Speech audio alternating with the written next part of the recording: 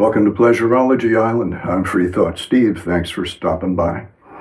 Welcome to our post-Christian euphoria school, where you can reclaim your rightful joie de vivre.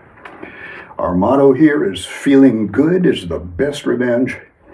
I'm Free Thought Steve. I'll be your director of euphoria, trying to help you overcome the emotional damage that Christianity has done to your life. First, we have to deconstruct from Christianity, but then we can't just stop there. We need to reconstruct our consciousness, reconstruct our body, so that we are capable of feeling joie de vivre, joy of being alive, capable of feeling euphoria, capable of generating euphoria. So what we are involved in actually is a transformation of the self, a euphoriogenic, euphoria-creating transformation of the self. And as the son of an evangelical preacher myself, who was emotionally and intellectually abused from the age of 3.5, 4 years old onwards, up until I started to come to my senses in my teenage years, by about age 16, 17. And since then, I've been recovering from the damage that my Christian upbringing did to me by these fanatical delusionaries, these Christians. I call them imagine-Nazis. They are Nazis of the imagination. They use the imagination to terrify us into obedience and compliance and keep us compliant children. It's not for nothing that they call Christians children of God. Christians are supposed to stay in a childlike state, in a dependent state, looking up to their imaginary parent. Christians are supposed to devote their lives to their imaginary Führer in the sky, their imaginary heavenly Führer, who dictates to them exactly how they should live, and who demands from them obedience, submission, and loyalty, and devote your life to the imaginary Führer in the sky, the imaginary heavenly Führer. And be a good Imagine-Nazi, be a card-carrying member of the Imagine-Nazi party. You know, it's a totalitarianism, just like communism, which is really crazy because in the United States, we fought World War II against totalitarian fascism in Germany, and then we were engaged in the Cold War for another 20 or 30 years against communist totalitarians. We were fighting totalitarianism. What's totalitarianism? Totalitarianism is one way. There's only one right way of thinking, and there's only one right way to live. And we learn that from whoever the totalitarian authority happens to be. In Germany, it was Hitler.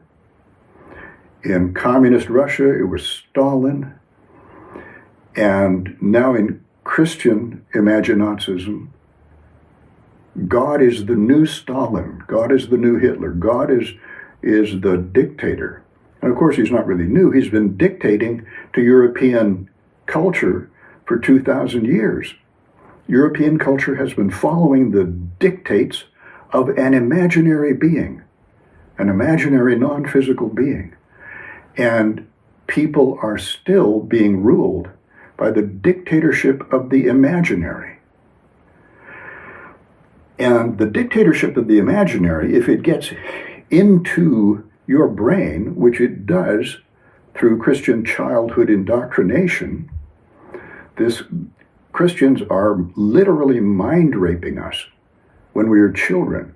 They are penetrating our minds with alien ideas about the imaginary, and they're not just harmless ideas. They are terrifying ideas when they talk about God going to be sending us to hell, which is the eternal gulag in the sky. It's the eternal concentration camp. It's the Auschwitz in the sky, hell. So God is the new Stalin. God is the new Hitler. particularly in America, where Christianity has taken on this very ugly, fanatical tone to it, emotional passion to it, ever since the psychedelic counterculture of the 1960s, of which I was an enthusiastic participant. And we were the first ones to openly come out and say, no, we don't believe in Christianity. We don't think that's the right way to live. We don't think that's a correct worldview. It's not a fun worldview. You know, it's anti-sexual. It's anti-drugs. It's anti-having a good time. And of course, that's what the psychedelic counterculture started out, was having a good time. And that's still the motto of our school here, our post-Christian euphoria school. Our motto is, feeling good is the best revenge. Feeling good is the best revenge for all the emotional abuse that was inflicted upon us against our wills when we were defenseless children by our imaginazi parents. And they were just following the orders of the imaginary imaginazi in the sky. So, and they were getting all their instructions out of the Bible, this big manual of imaginary brainwashing ideas to brainwash us, ideas that are completely imaginary and made up by human minds, and yet they brainwash us into believing that those ideas didn't come from human minds, that they came from the superhuman mind, the imaginazi who rules the universe, okay? The Führer of the universe. And it's very important for us to understand that this is just one way of imagining the universe and its attitude toward us. If there are unobservable entities in the universe, we know nothing about them. And it's invalid to make any truth claims about them. It is impossible to make a truth claim about the unobservable that is a valid truth claim, because a truth claim, to be valid, has to be verified by observation. We have to look at reality and say, does this statement correspond to observable reality, what we can actually see and know about the universe? And if it's a statement about the imaginary is by definition unobservable. Therefore, no statement about the imaginary can ever be verified, can ever be validated by observation, saying, oh yeah, that actually is real. No, all imaginary statements remain forever imaginary because they cannot be validated and verified and shown to be a valid truth claim. So the Bible is just a great big encyclopedia of bullshit truth claims about the imaginary, about the unobservable. So it's just chock full of bullshit, chock full of imaginary bullshit about the unobservable. And bullshit is not just a term of abuse, it's a technical term which means something that is not true, but people tell it to you anyway, hoping that you'll believe it. That's what bullshit is. Bullshit is something that's not true, but people tell it to you, and if you believe it, you end up being under their control. And that's why Christianity is a form of fascism. It's a form of control. It's a form of our parents controlling us as children, using a bunch of imaginary bullshit that they've gotten out of the great big book of imaginary bullshit, which they say is real because it's so fucking old. It's 2,000 years old, it must be real. Bullshit does not improve with age. Bullshit does not age like a fine wine. Bullshit remains bullshit, whether it's 2,000 years old or whether it's something brand new that I just thought up this morning and tried to tell you and get you to believe. Don't believe bullshit.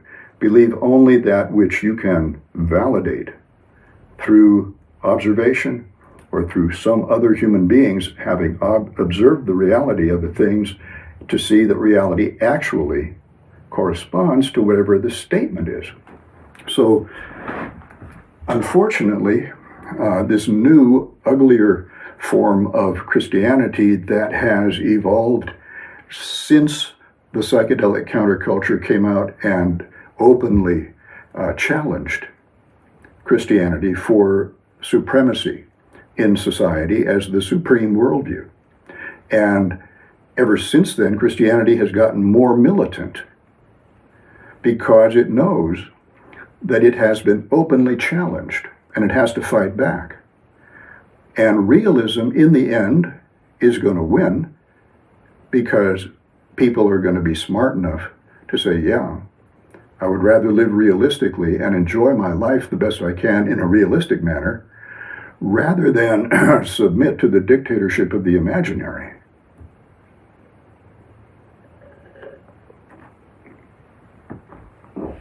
But in the meantime, the Christians are they have intensified their indoctrination of their children. They are more zealous and more fanatical than before, particularly in the fundamentalist movement. And so that kind of Christianity has become much meaner and more abusive than the Christianity even that I grew up with in the 1950s and 60s. It wasn't anywhere near as mean as Christianity is now among the fundamentalists, because they're like a wounded snake. You know, if you wound a snake, but you don't kill it, it's just going to become meaner and fight back for its life. And so that's what's happening with Christianity. And the problem is that young people are trapped in Christian homes because we live in a capitalist society that basically says it's everybody sink or swim. You know, if you get thrown out of your home, you're homeless unless you can get a job.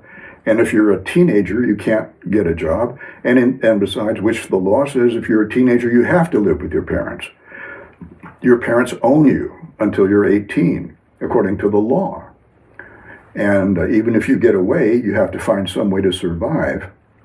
You can run away, but then you might end up on the streets with nothing to sell but your body, you know. And this is a horrible situation. We realists need to provide refugee camps for refugees from, imagine, Nazism. Okay, we need to provide homes and places where people can go if they are being raised by people who are terrorizing them with an imaginary worldview. Now, I'm pretty steamed up about this today because I signed up to a Reddit subreddit called Ex-Christians, and so they sent me an email with a post from someone who is, I believe, a young woman, and I'm not sure if she's in college or high school. She says that she's a junior and she has 2 years to go, or rather she's a sophomore. She still has to go through junior and senior year, and then she'll be able to get out of the house that her parents are using as their POW camp.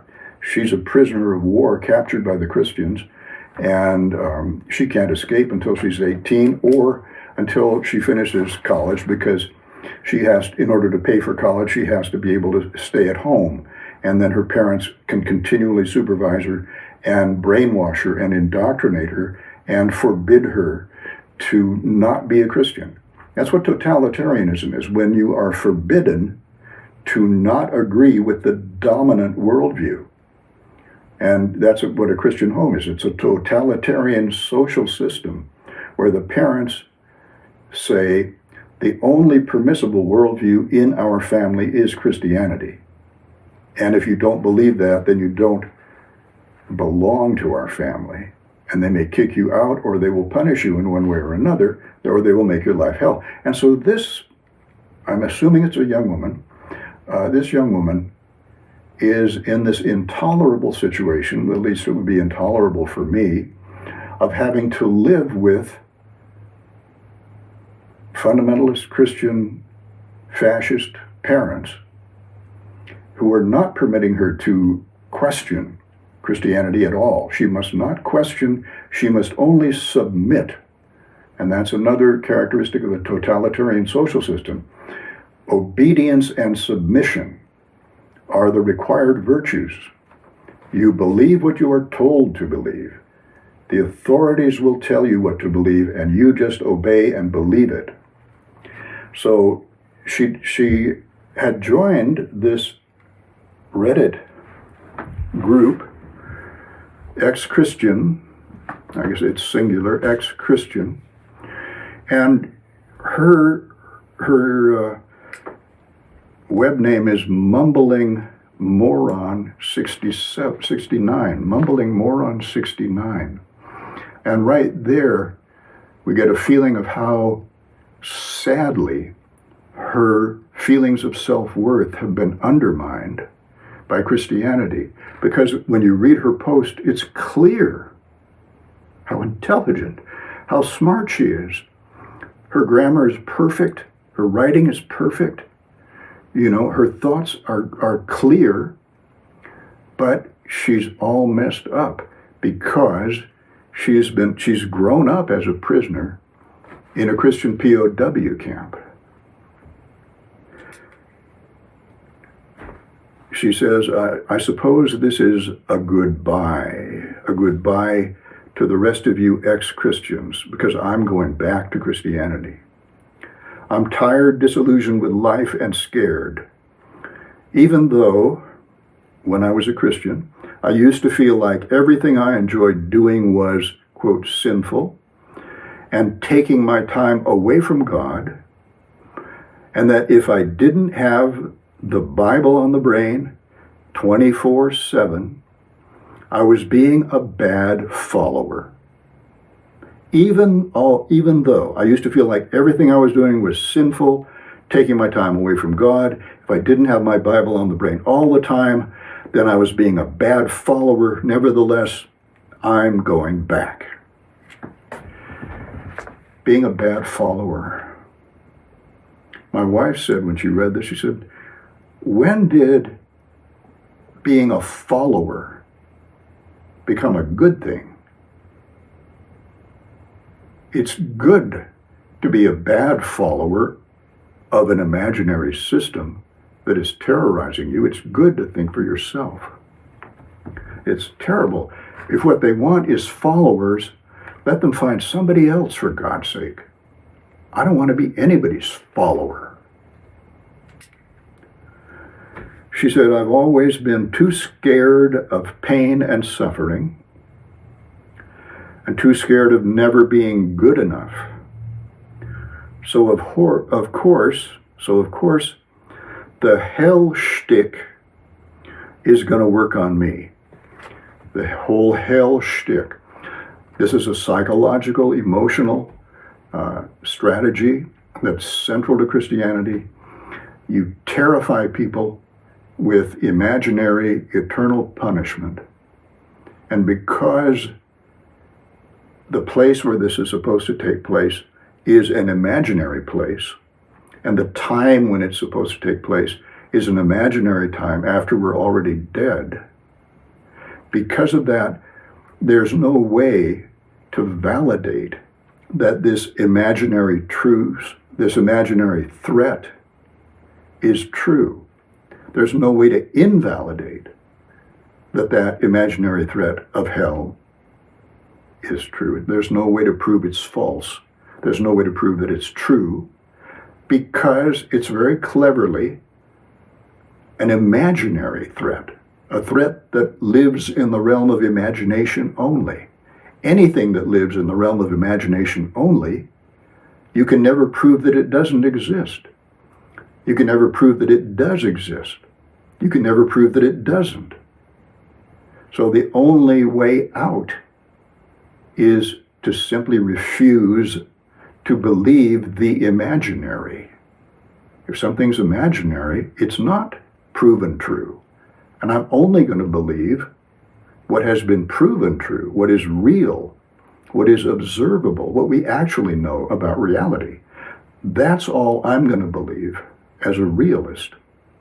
The imaginary we know absolutely nothing about, and therefore we should believe absolutely nothing about it. And certainly, we should not believe as true that there is a cruel and mean creator of the universe who would send even one person to eternal torture and suffering. Why should we believe a version of God that is crueler than Adolf Hitler ever was? Adolf Hitler had a lot of people executed, but he never tortured them eternally. That's far worse than Hitler. That's far worse than Stalin. Okay? That's the super worst dictator ever. But that is an imaginary version of the unknowable. You know, whatever caused this universe of 400 billion galaxies is unobservable by us. It may have been nothing but natural laws, natural physical laws, producing the Big Bang, which eventually evolved into the universe with stars and planets and galaxies. It may have been it may have had no intelligence behind it at all. But even if it did have intelligence behind it, the creation of the universe, even if the creation of the universe did have an intelligence behind it, we don't know anything about that intelligence. And the Christian version of that intelligence is just one version. It's just an imaginary version of the unknowable. My opinion is that if there was any kind of intelligence that created this universe and this beautiful planet we live on and made life available to us with its many joys and its unhappiness as well, but its beauties and its possibilities, if there was an intelligence that brought this into being, it would be an intelligence that brought it all into being so that we could enjoy our lives, so that we could have the happiest possible consciousness experiences during our life. And that would be the purpose of living, and that would be the purpose of that intelligence even creating a universe. It's not so that we could spend our lives trying to make that intelligence happy, that imaginary intelligence happy. If that intelligence has the capabilities and powers of creating the entire universe, it doesn't need us to make it feel happy. There's no point in that. The point of our lives is to enjoy our lives. And we should never believe as true any version of an intelligence for the universe. We have no proof that such an intelligence exists, but if we are going to imagine that intelligence, we can imagine it any way we want. And it's crazy for us to imagine it as a malevolent intelligence. That's just nuts. And those of us who've been brought up in Christianity, where we've got a Jekyll and Hyde God, a God who is loving and kind and wonderful, the daddy God one moment, and then the God who is the smiter the next moment, the sadistic cruelty God, and you find that God throughout the Bible. You find both versions of God. All right, those are just human ways of imagining God. And we don't have to accept anybody else's way of imagining God. We can imagine God just the way we want. We can imagine God as a goddess. We can imagine God as a god and a goddess. We can imagine God as a whole bunch of gods. We can imagine God any way we want, but we can never prove that any of our imaginings are valid.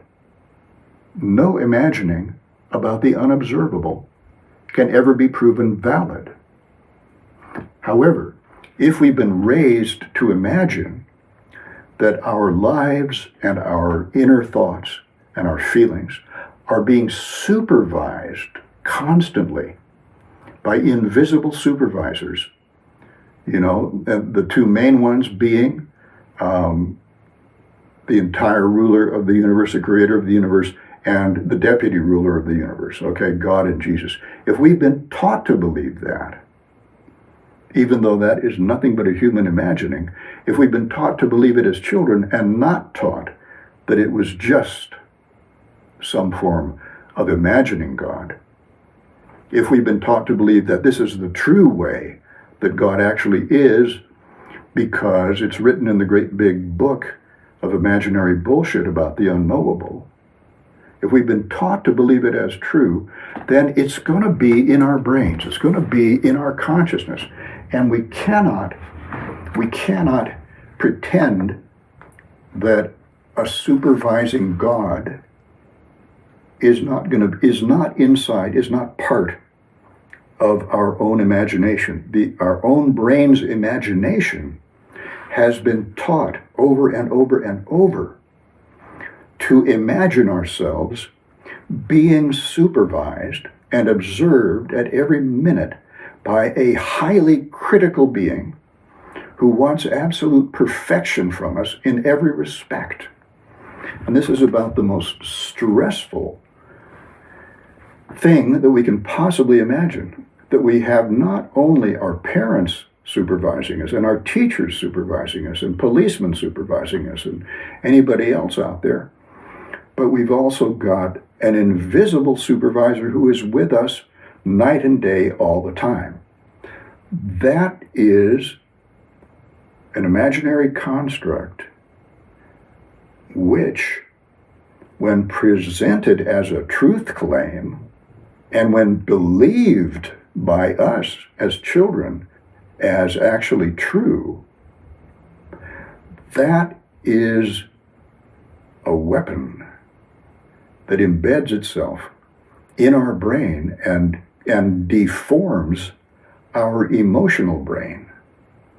The circuits of our emotional brain are taught to operate in anxiety mode all the time because we believe that our behavior is being scrutinized all the time by the creator of 400 billion galaxies. As if he would have time, as if he or she or they would have time to observe us out of 9 billion people on this planet. And if there's one life-supporting planet in every galaxy in the universe, that's 400 billion life-supporting planets with untold billions and trillions of living beings on it. So, the odds that the universe is actually paying attention to us, and whether we have an orgasm or not, whether we're enjoying ourselves or not, the odds are pretty small.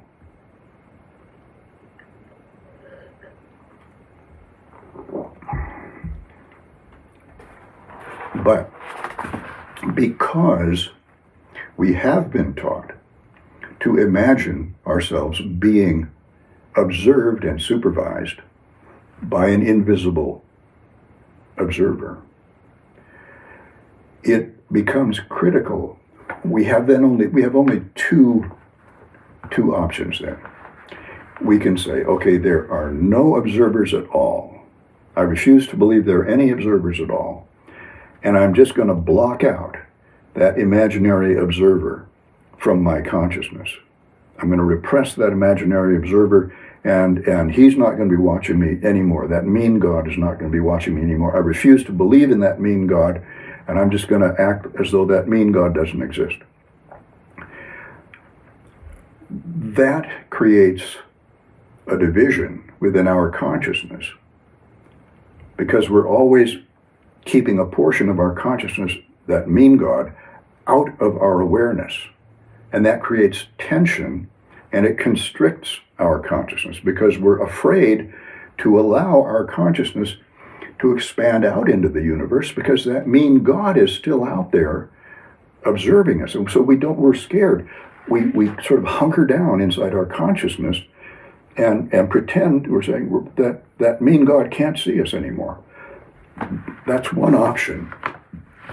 A second option is to say that mean version of God is a human construct. It was constructed out of a warrior god from some of the tribes of the Middle East thousands of years ago, and it reflects ideas that are that were made up, were imagined actually by a nation in crisis.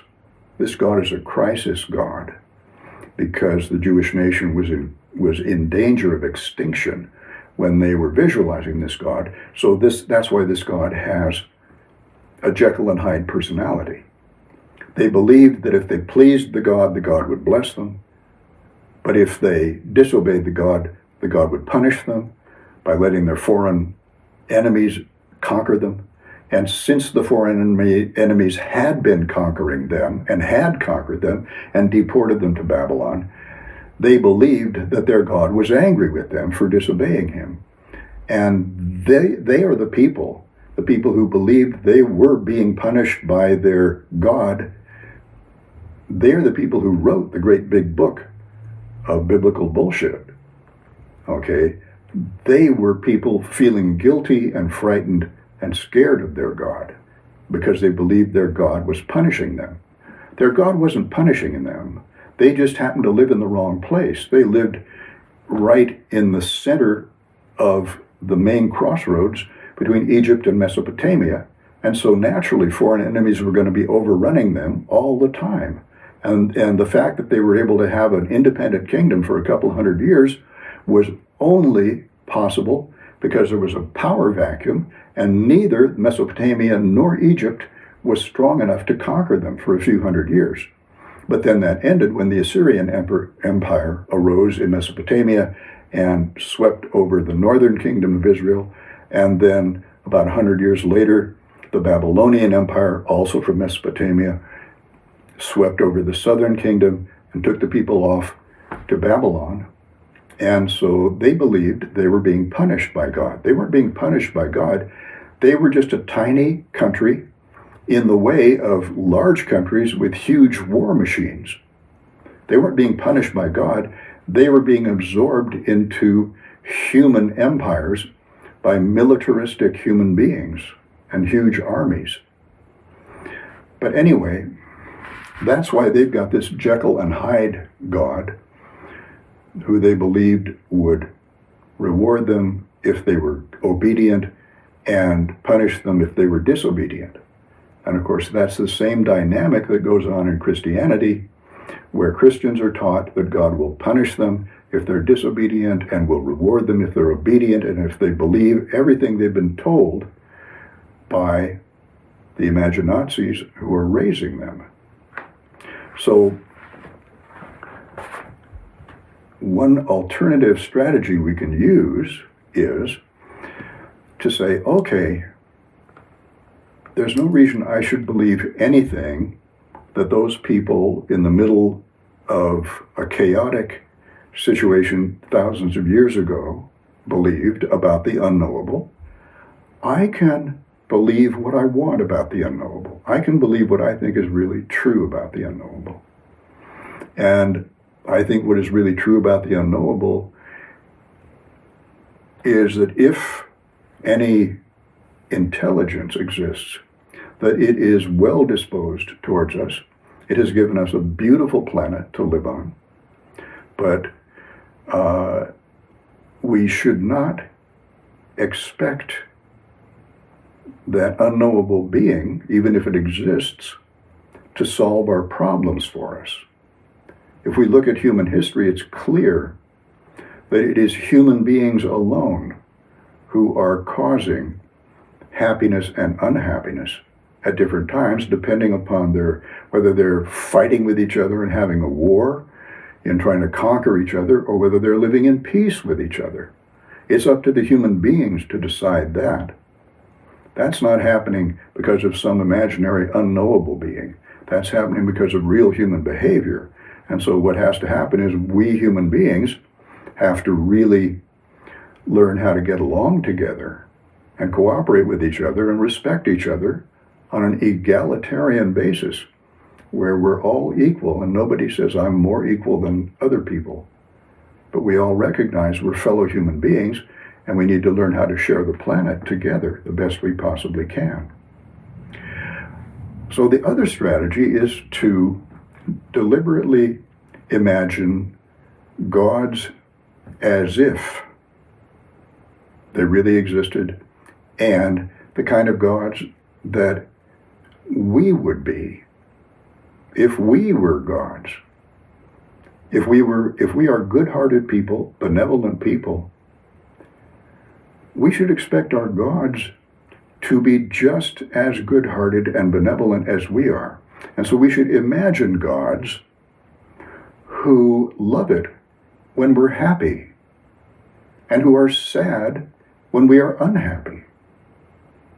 That's the kind of gods we should imagine. And I think it's not a bad thing to spend time positively imagining gods who are sex positive, who want us to enjoy our sex drive as much as possible, who want us to get along and be happy with each other and dance and play music and just enjoy being humans on this beautiful planet, go out and enjoy the beauty of nature if we can do that, and take care of the planet the best we can.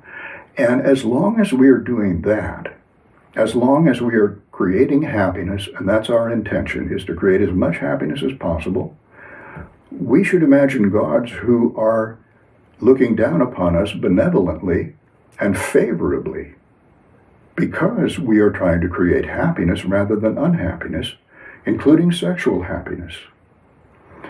And it's very important to do that, particularly with sex, because our imaginazi Christian parents have taught us to visualize God as disapproving of sex.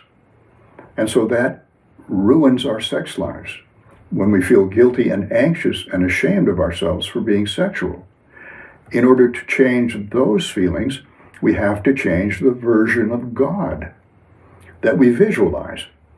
Even though it's just an as-if God, we're just visualizing it strictly as an emotional technique, a psychological technique, to counterbalance the abusive indoctrination that we were subjected to with an anti-sexual, mean God who sends people to hell for enjoying their sexuality, who sends people to hell for not kowtowing to him. All right? The imaginazi God, the heavenly Führer in the sky. All right?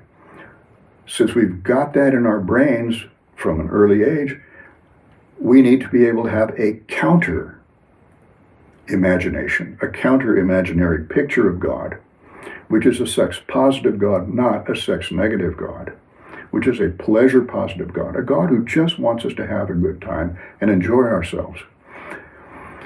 I think that if God, goddesses, gods exist, and if they are aware that human beings have been visualizing themselves like the God of the Bible, the vengeful God of the Bible who sends people to hell, I think they would be disgusted with us and sad, extremely sad and ashamed of us for believing in that kind of version of them. And I think they would want us to believe a more rational version of them as wanting nothing but our happiness. And so the happier we are and the more we can enjoy ourselves, the more euphoria we can create with our body and our consciousness, the more we are pleasing them. That's how we need to visualize God and gods, goddesses. We need to visualize any beings like that might be observing us, okay? The invisible observers, we need to positively visualize them as approving and delighting in every euphoric state of consciousness we can experience, as long as it doesn't lead to bad consequences afterwards.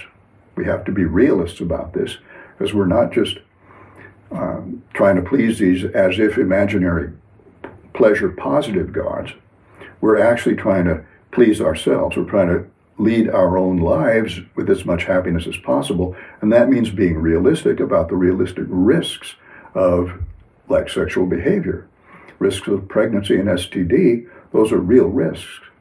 But as long as we recognize those risks and our sexual behavior is not exposing us to those risks, then the more euphoric consciousness we can possibly create, the better our imaginary observers will be pleased with us. A wonderful, wonderful exercise is to have solo sex, to masturbate, and create as much happiness as possible in our consciousness and invite any imaginary observers to observe us. Instead of hiding from them and pretending that they're not there, instead of partitioning off our consciousness like that, because we don't want the bad sex negative God observing us, instead we open up our consciousness to the good sex positive, pleasure positive imaginary observers that we know they're the creation of our own imagination, but we also know that, hey, if they really do exist, it's much more rational to imagine them as pleasure positive and sex positive than as sex negative and pleasure negative. So this is an emotional technique that's good to practice when you're doing solo sex. And one of the places, because solo sex, masturbation, is something that we've all had to hide from other people, do it in secret, do it when somebody else isn't, when nobody else is around, and when nobody's watching, and then only the bad God is watching us. But we do it with guilt and anxiety. And we need to let go of that guilt and anxiety, because all we're doing when we masturbate is satisfying our innate natural sex drive. We all have an inbuilt sex drive that needs to be satisfied. And it not only needs to be satisfied, but satisfying our sex drive is one of the primary pleasures of life. It's one of the great pleasures of life. And missing out on that, it just makes life so much sadder and less joyful. So we should take our sex drive and our sexual pleasure system that consists of our emotional brain and our body and our sex organs and our imagination, and use this sexual pleasure system to generate as much sexual arousal as we can, but fill our consciousness and just enjoy that to the full, and really enjoy our solo sex experience and as much euphoria as we can create in it. And while we're doing that, imagine that the universe is observing us, and that we're happy to have the universe observe us, because we're happy to show the universe how much pleasure and enjoyment and euphoria we can generate with this wonderful organism and this consciousness that we happen to have been given, to have ended up with, because our parents had sex, before we were born, and here we are. All right. So one of the places that I had some of my early, really great sexual experiences with solo sex and with inviting God, inviting the universe to observe me. At that time, I was actually kind of into American Indian mysticism, and so I was thinking about Wakan Tanka, the Great Spirit, and all the trees were also people.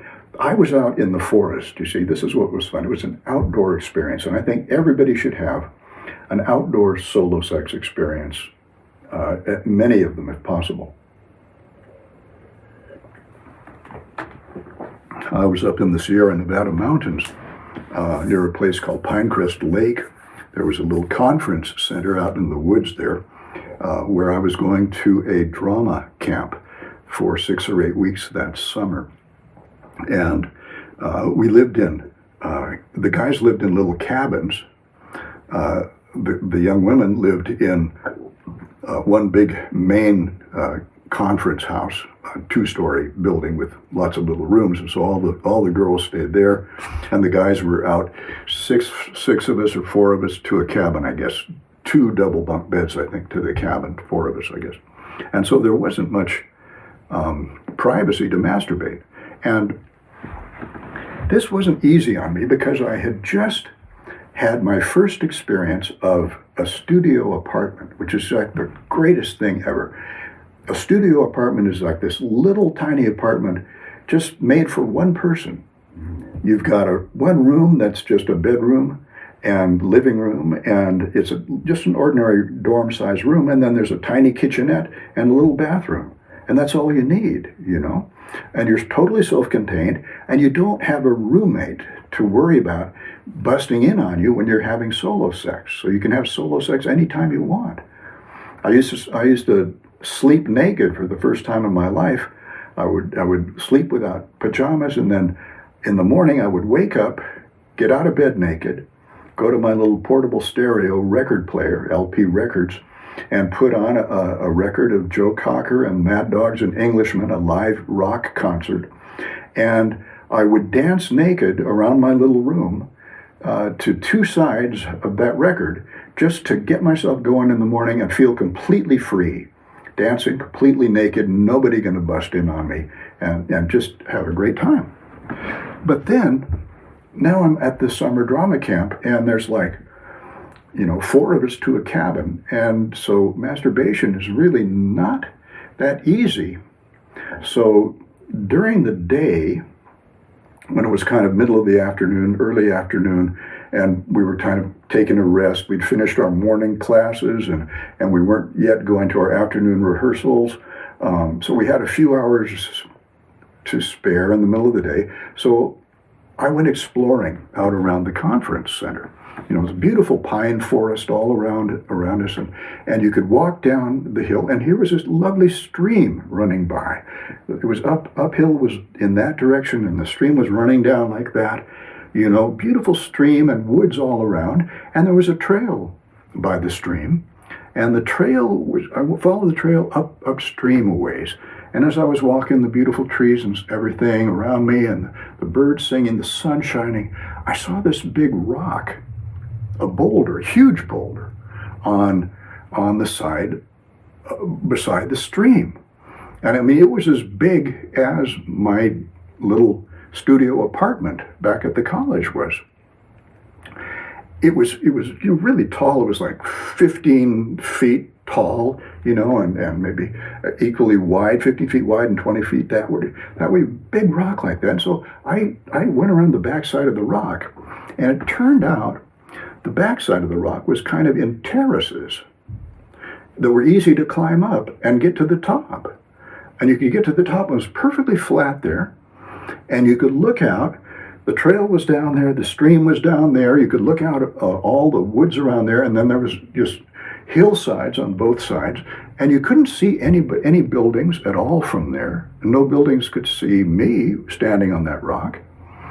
And you couldn't see from right below, if you were walking down the stream like that, if I got in the middle of the rock and got right down on the rock and laid out there, nobody would know I was there. Nobody, because here's this big rock up there, and they walk down below, and nobody can see. So it was like a private place out in the open, out in the sunshine, in the open air with the forests all around there. So after I discovered that, I came back the next day during the mid-afternoon siesta period. And this time I came back with a towel, a little bottle of massage oil, and a Penthouse magazine.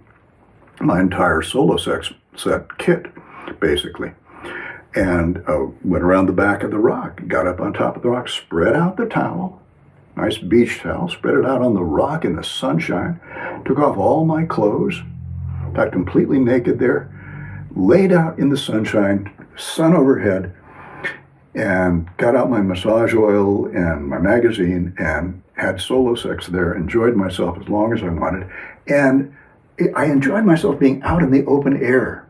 It's like, yes, God can see me there, and I'm happy about that. That's great, because I believe now in a God that is sex positive.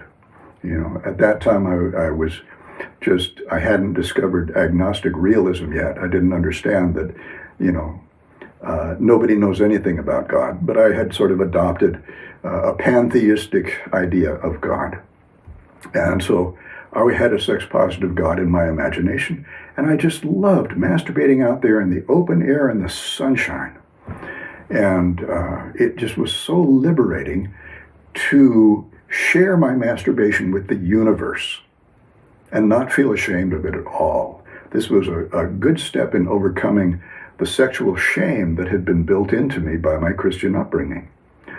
So I wish everybody could have that kind of an experience of just lying out the open air and sunshine. And I'd been doing that for a week or so, and then one day I heard some voices. I heard some people coming down the trail. And it turns out there was a Boy Scout camp up the valley, the next camp up. And so this was a group of scouts coming down the trail out for a hike, And I'm up here on the top of the rock thinking, well, I hope they don't decide to come around the backside of the rock and come up here and investigate. So I kind of had, I had to just calmly stay there and relax. I knew as long as I stayed flat, nobody could see me. So I just stayed flat and listened to them and waited for the voices to come along the trail behind the rock down below and go off in the other direction, and disappear. But in any case, it was a great experience. I wish everybody could have the experience of open air masturbation and open air partner sex, because it's just great to feel connected with the universe, to feel like you don't have to hide. That's the problem, that Christian culture has made us hide all of our sexuality for thousands of years. Sexuality has been forbidden to be viewed by anybody. It's just you alone masturbating, or you and your partner, and nobody else is supposed to see it, and it has to be hidden. That's all part of the sex negative attitude of Christianity. So if we're going to truly liberate ourselves from Christianity, we're going to need to liberate our sexuality from the shame that has been placed on it by Christianity. Because it's only when we can have unashamed sex and saying, no, there's nothing wrong with this because I'm not hurting anybody. I am making myself happy, and if I'm having partner sex, I'm making my partner happy, and my partner's making me happy. And I'm not creating unhappiness or inconvenience for anyone. I'm not inconveniencing anyone by enjoying myself sexually. And I have a right to do this. My sex drive belongs to me. My body belongs to me. My sex organs belong to me. And if I want to use all of this pleasure, sexual pleasure system to create euphoria in my consciousness, that's a good thing. It's a good thing for me because it's going to satisfy my sex drive, and I'm going to be more relaxed and happier and more friendly with other people if I have my sex drive satisfied. And I am going to be friends with the universe while I'm having sex. Universe-friendly sex. Okay? The universe is not my enemy, especially not when I'm giving myself sexual pleasure or sharing sexual pleasure with a partner. Okay? The universe is approving of that in my version of the unknown. Okay? We're all entitled to our own version of the unknown.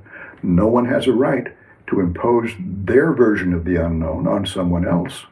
We all have the right to choose our own, the one that makes us feel best and that makes us feel happiest and calmest.